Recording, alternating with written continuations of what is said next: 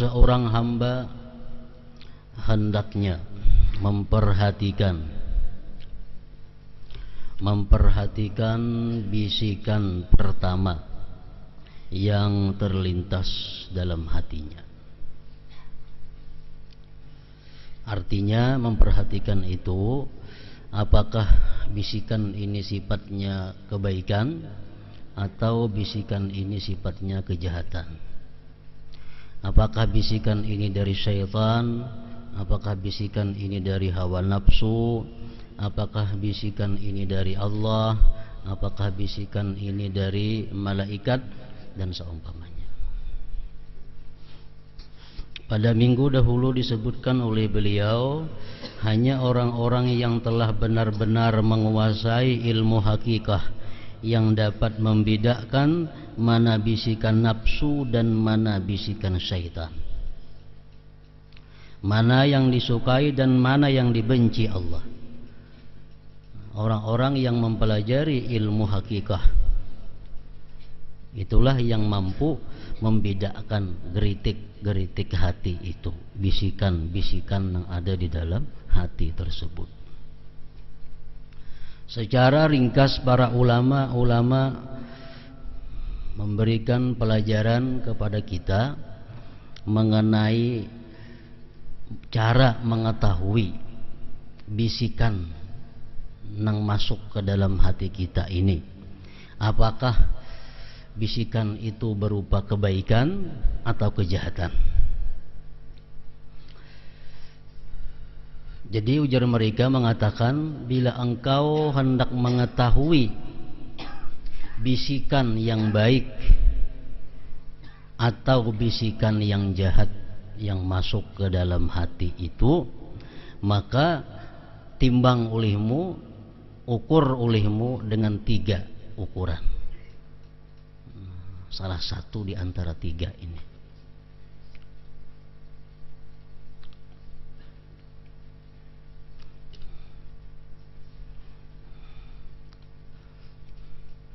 Yang pertama, apabila timbul ada satu bisikan geritik hati,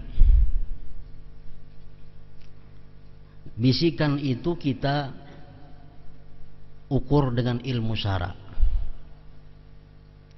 kita ukur dengan hukum Allah. Apabila bisikan itu sesuai dengan hukum Allah, berarti itu baik. Bila bisikan itu bertentangan dengan hukum Allah, itu jelas sudah bisikannya kada baik.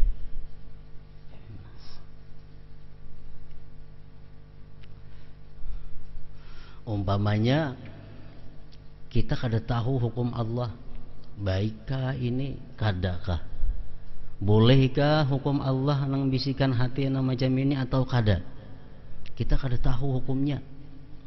Nah, cara mengukur nang kedua, engkau lihat orang-orang salihin.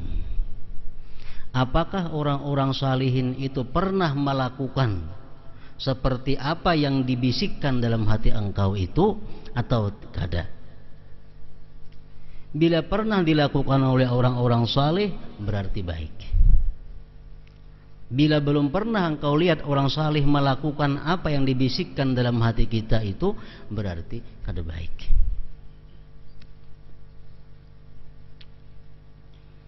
Yang ketiga, kita kada tahu juga orang saleh apakah suahkah menggawi itu, suahkah makan itu, suahkah memakai itu, kita kada tahu.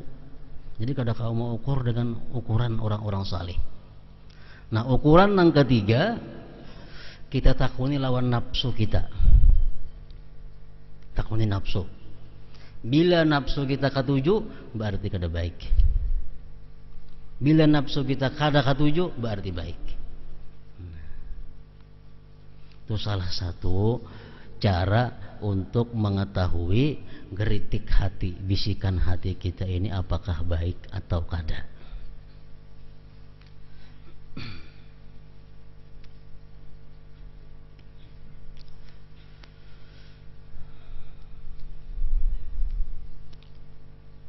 Misalnya dalam hati kita bergeritik hendak makan, Makan apa?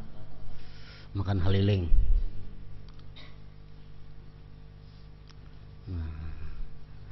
Makan haliling hendak. Lalu kita mesti memperhatikan bisikan hendak makan haliling ini baik atau kada. Nah, kita cari di hukum. Boleh kada haliling itu dimakan? Anda mengatakan kada boleh karena hidup dua alam, macam-macam. Boleh kada dimakan haliling itu?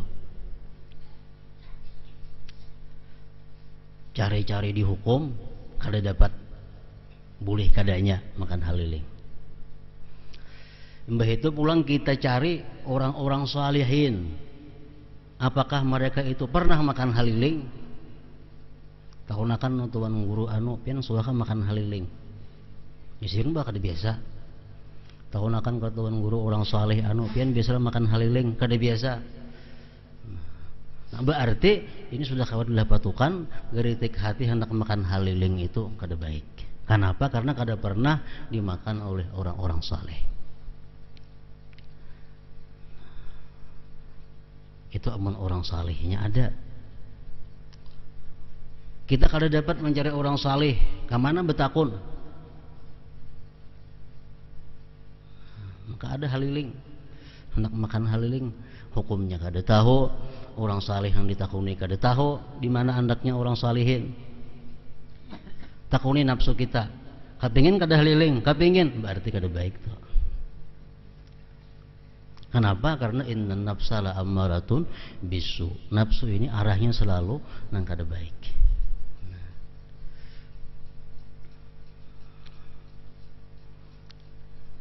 Itu berlaku pakaian, minuman, makanan, pekerjaan. Nang apakah timbul geritik kita hendak melakukan itu baik atau kada? Nah, timbang dengan 3 perkara tadi. Cari hukumnya. Kalau kada dapat mencari hukumnya, cari orang saleh. Kada terdapat orang saleh, cari nafsu sauran. Cari nafsu.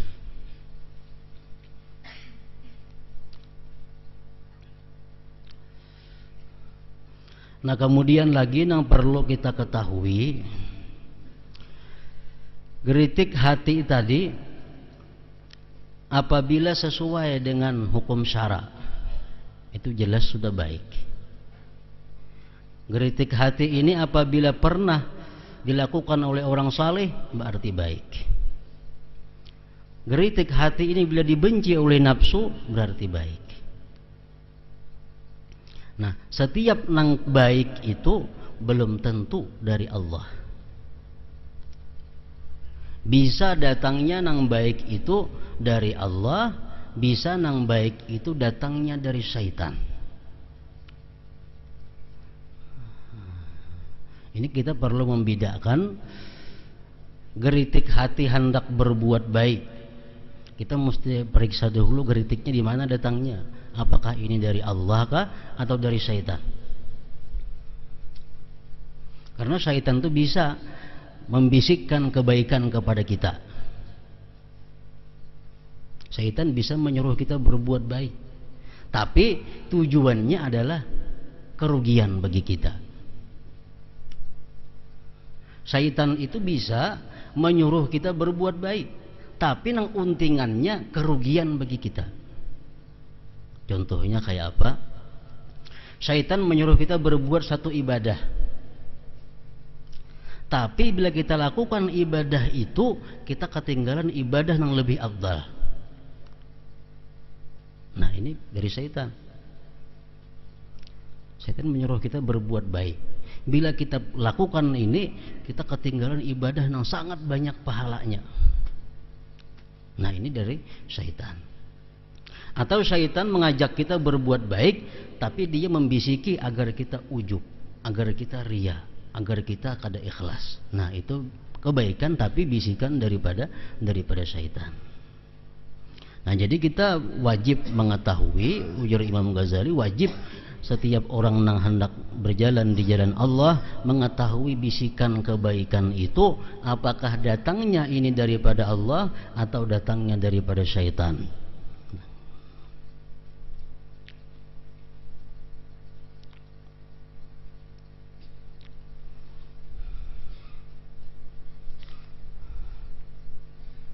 Syaitan menyuruh kita beribadah semalaman.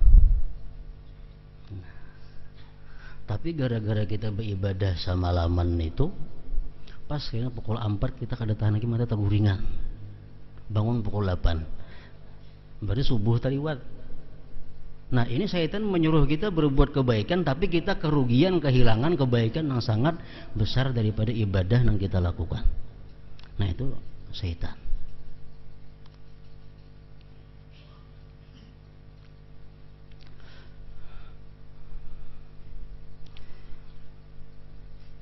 Cara mengetahui kebaikan, bisikan-bisikan berbuat baik nang datangnya dari Allah, itu biasanya sesudah kita melakukan taat, sesudah melakukan ibadah. Tuntung sembahyang, tuntung baca Quran, tuntung baca salawat, tuntung menuntut ilmu, ada bisikan yang baik timbul di hati kita. Nah, itu biasa dari Allah. Kenapa? Sebagai hadiah dari Allah bagi orang yang sudah berbuat taat kepadanya, diberinya hadiah bisikan kebaikan. Nah, bila macam itu gawi.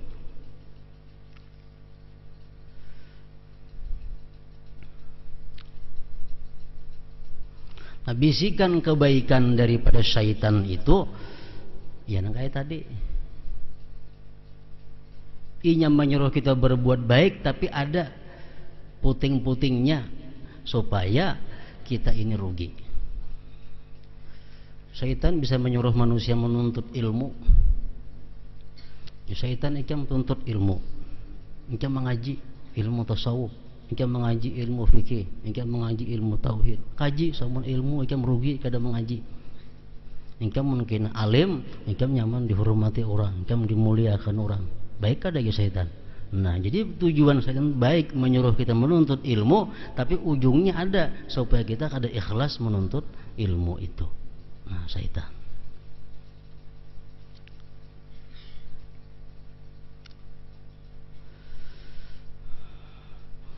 Nah, kebaikan-kebaikan bisikan hati yang sifatnya baik itu bisa datangnya daripada Allah. Bila datang dari Allah, segera kita laksanakan. Bila datangnya daripada syaitan, jangan digawi. Jangan digawi. Nah, kemudian yang ketiga, yang kita perlu ketahui lagi, kejahatan, bisikan jahat. Kita bisikan jahat ini mesti tahu datangnya dari mana supaya bisa mengobatinya. Bisikan jahat ini bisa dari syaitan, bisa dari hawa nafsu, bisa dari Allah. Bisikan jahat itu datangnya dari Allah bisa sesudah kita melakukan maksiat. Sesudah kita minum arak, umpamanya sudah minum arak, datang bisikan ikam melakukan zina. Nah, ini bisa dari Allah sebagai hukuman terhadapnya karena dia melakukan maksiat. Nah, jadi kalau kita melakukan maksiat, kemudian sesudah itu ada bisikan untuk berbuat jahat lagi, ini dari Allah.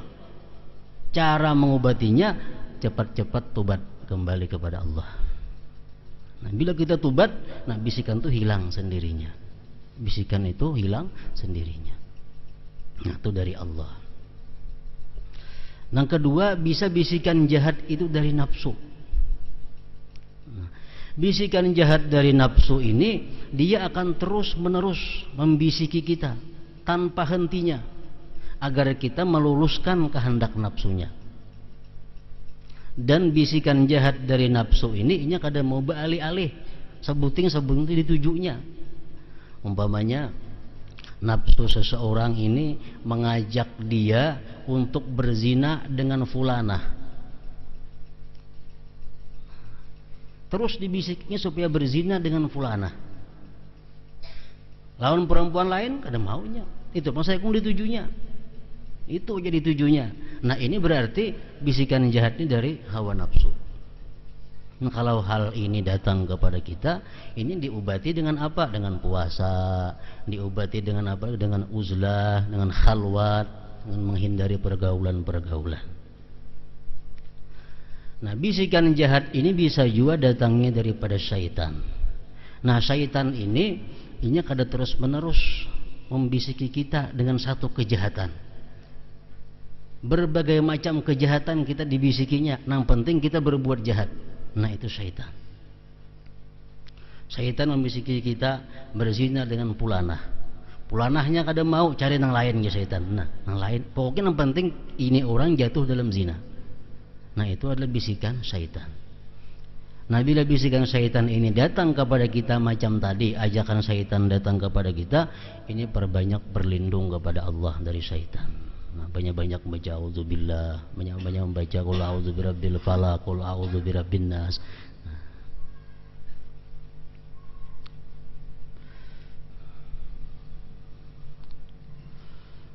Seorang hamba hendaknya memperhatikan bisikan pertama yang terlintas dalam hatinya.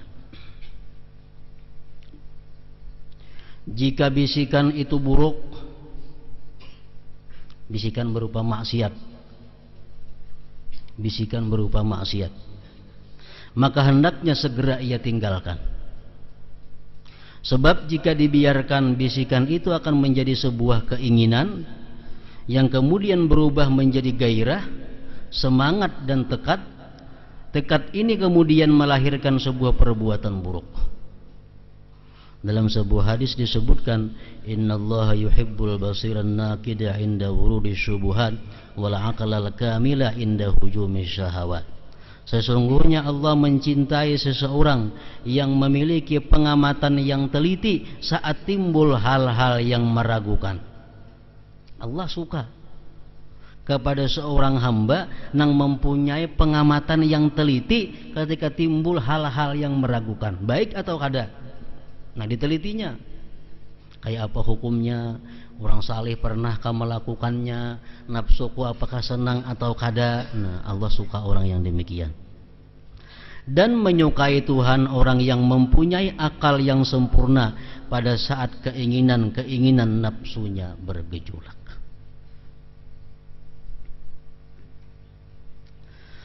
Di samping itu, Sayyidina Abu Bakar Siddiq radhiyallahu anhu pernah berdoa, Allahumma arinil haqqa haqqa warzuqni ittiba'ah wa arinil batila batila warzuqni ijtinabah wa la taj'alhu mushtabahan alayya fa'atba'ul hawa.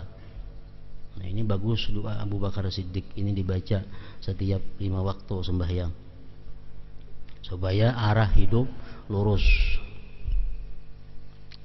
Artinya, ya Allah, tunjukkanlah kepadaku bahwa yang benar adalah benar, dan karuniailah aku kemampuan untuk mengikutinya. Dan tunjukkanlah kepadaku bahwa yang salah itu salah, dan karuniailah aku kemampuan untuk menjauhinya. Dan jangan jadikan persoalan yang kuhadapi kabur sehingga aku mengikuti hawa nafsu. Jadi orang yang mengamalkan doa Abu Bakar Siddiq ini, hidupnya akan selalu berada di jalan yang benar. Allahumma arinil haqqa haqqa warzuqni ittiba'ah wa arinil batila batila warzuqni ijtinabah.